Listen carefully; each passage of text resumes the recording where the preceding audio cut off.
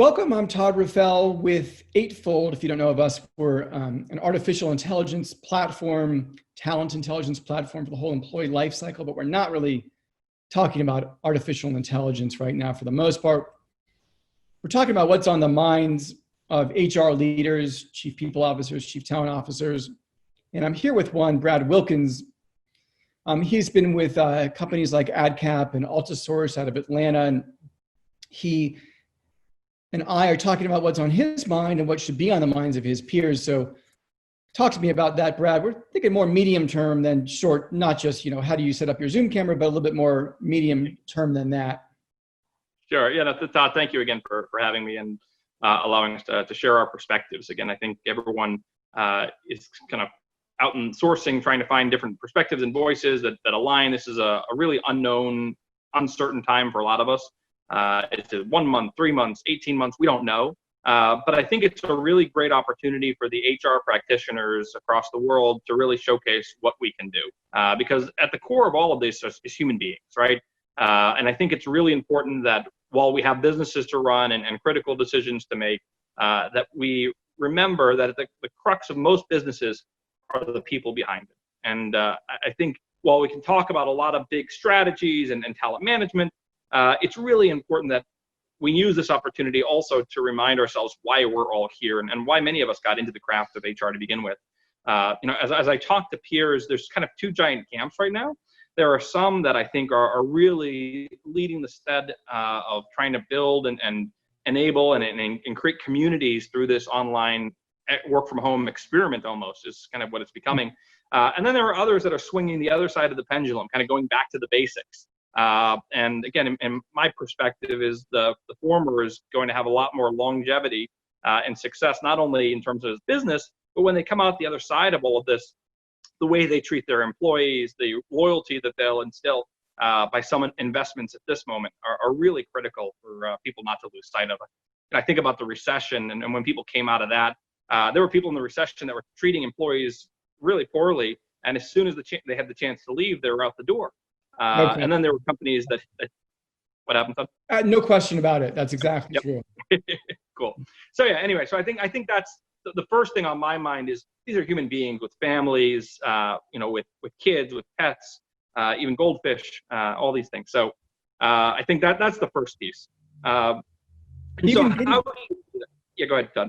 Even guinea pigs, and you may hear mine any minute because they squeak when they're not getting attention, but I don't want to belabor remote work, but just my own opinion is that having worked remotely for a decade and a half, it's a non-issue.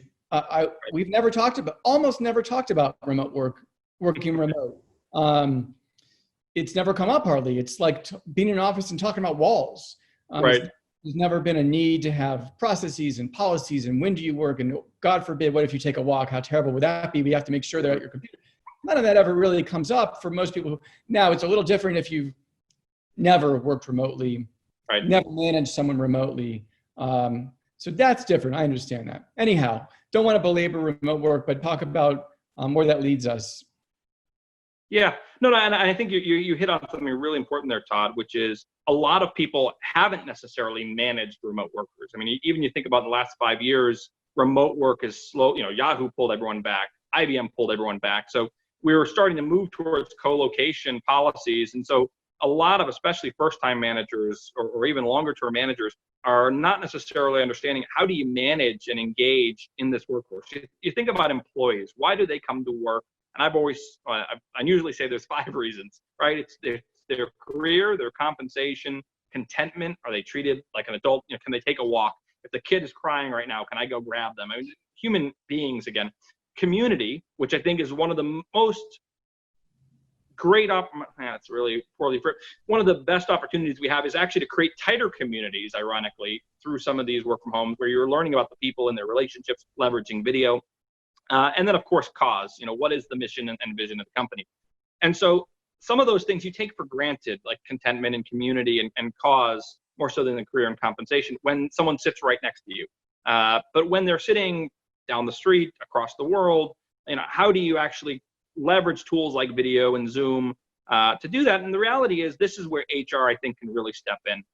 from a talent management standpoint, building learning programs, quick micro learning to make sure people understand how to coach, how to engage, how to have one-on-ones, how to use data and analytics. That's, I think, another giant area for the kind of HR to drive. If they've already have a people analytics team, they're actually going into this whole thing very excited. If they skimped on that and didn't really build out those tools and systems.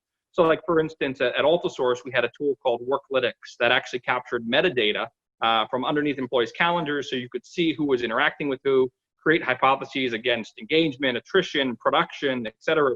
And so that's, again, becomes even more critical. It's where people are afraid of remote work is, do I know someone's getting the job done, right? It's the same reason, at Altisource and AdCap, I put in unlimited PTO for a lot of the employees, especially in the US. And again, it's the same concept. If I'm worried about your vacation, it's not really your vacation I'm worried about, are you getting your job done? And so if I'm tracking every minute of your day or every vacation day you take, then I'm not really doing that. I'm actually saying, I don't trust you. And so using tools and analytics and one-on-ones, again, you think about a structured one-on-one, as basic as that sounds, I know a lot of managers, especially at executive levels, that don't believe in structured one-on-ones because it's easy to down the hall, grab them at the coffee machine or whatever it may be, call them up randomly. But again, when everyone is remote, you have to rely a little bit more on structure and calendaring. And so again, HR, I think, has the opportunity to drive forth that and be the leader in providing the skills and the knowledge and the tools even for managers to be able to do that. Because I don't think it's necessarily something organic. And a lot of people, I don't say they're ashamed, but a lot of people are not necessarily raising their hand saying, hey, help me. And so HR can get out there in the field, figuratively, if you will, with working from home, and make that impact for sure. Good. What else? Is there anything else on your mind? And as I said, that you feel like should be on anyone else's mind? Job market, economy.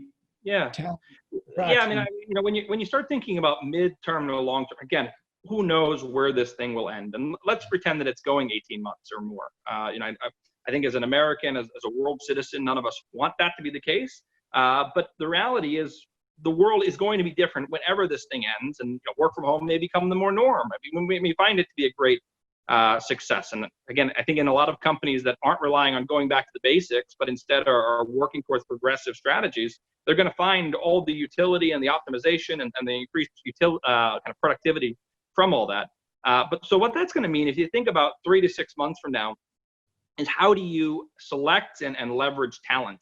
So not only do you have your internal managers, but you think about the way you evaluate, and I've always thought of talent acquisition as 360 degrees, right?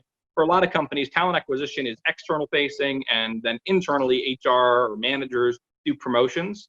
At both AdCap, Altisource, WSC before that, I've always had talent acquisition as a 360 function. If you want to promote someone, that's the same as opening a rec, right? It's what are the skills required? How are we going to measure success?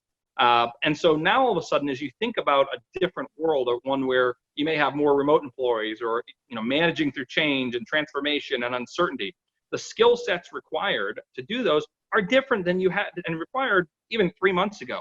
And so understanding those, and whether through objective assessments or strong behavioral interviewing, redefining the competencies that are going to be required in this new world. The other piece that's going to be very interesting, and you mentioned a little bit about gig economy, right? I've been a big believer that the world was already moving at an exponential rate towards gig economy. The idea that employees are going to want to work at the same company for 10, 20 years, frankly, is kind of going out the wayside. There's still people who do, and that's great for them. But the reason is that their attention spans are shorter. And so they want something new. They want a new challenge. They want a new opportunity. And I think the companies that were going to win, and I said this several years ago, and it's more the truth now than ever before, are those that can create gig economies within their own ecosystem. Because every time you have someone do something in your system, if you will, you're able to capture data around their strengths, their weaknesses, their interactions, their learning capabilities. And so again, I think continuing to refine the talent inventory. And if you're not familiar with gig economy and not ready to build it internally, there's lots of talented people that unfortunately, I'm really worried are actually going to be out of work very soon on a global scale. And so there are tools like Upwork or freelancer.com or Fiverr, where you can actually go and grab someone just for a project rather than bring someone on as a contingent exclusive. This idea of exclusivity is again, it's also kind of a morphing word. It's right. At the end of the day, I know what I need to get done. And if they get it done, I don't care where they do it, how they do it, is it done at the time that I need to the quality I need? And that's the end. And so that ironically, we talk about that in a gig economy way, but back to the earlier point, that's management in the new world, right? It's not be at your desk at 8 a.m., don't go get coffee until your 15-minute break.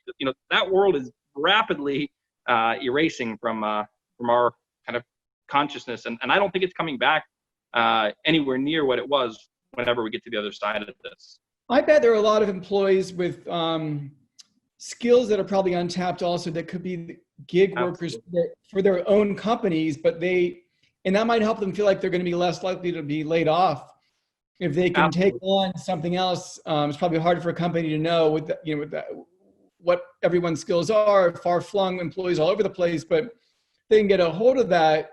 You can put people on gigs internally probably and give people a little bit more security because they become. Todd, I think you nailed it right on the head there. And so again, it's a nice opportunity in this, on one hand, it feels like chaos, but on another, the world's actually slowing down a little bit right now also. And so to your point, yes, today in a frozen moment of time, a lot of people may not know about the skills or the interest that someone has. But again, it's really easy. I mean, it's as simple as a Google form to go and create and learn about people. What are their interests? I mean, for instance, you might have someone on your team that loves to write, and there's obviously a lot of internal communications going on. Are you helping them to raise their hand? They want to stretch themselves on a particular project. And so again, how do you leverage and maximize the talent you have today? Makes them feel secure, helps them advance one of those 5 C's, career. It generally, I've found in my experiences, some of the most talented people are the ones who have nothing to do with the actual craft that they're being tasked with, because they're more aggressive in learning. They want to get a wider perspective. So I think you're spot on there. That's how do you tap into your internal talent inventory? And the first step of that is taking this frozen moment in time to actually capture it, right? Even just, again, back to the human side. Do people have kids? Do they have pets? What do they like to do? Just these slower moments that in the rush of things, we don't always get an opportunity to do and build and tighten those relationships versus get further apart. Reminds me of a time I had a coworker who's probably watching this who we needed a voiceover, and she was and is in the accounting, like accounts payable department. As it turns out, she volunteered. She's like, hey, I could give it a shot at this. She recorded her voice. It's amazing. So she became a voiceover person, accidentally. You never would have thought of it, never, had she not raised her hand, as you said, and all that. So with that, appreciate this has been very interesting and useful to people. I think Brad Wilkins, again, he's an Atlanta Chief People Officer. Appreciate it, Brad. Hey, Todd, thank you. And if you need anyone, please feel free to reach out. Again, we can only help each other during this time. So let's stay tight together.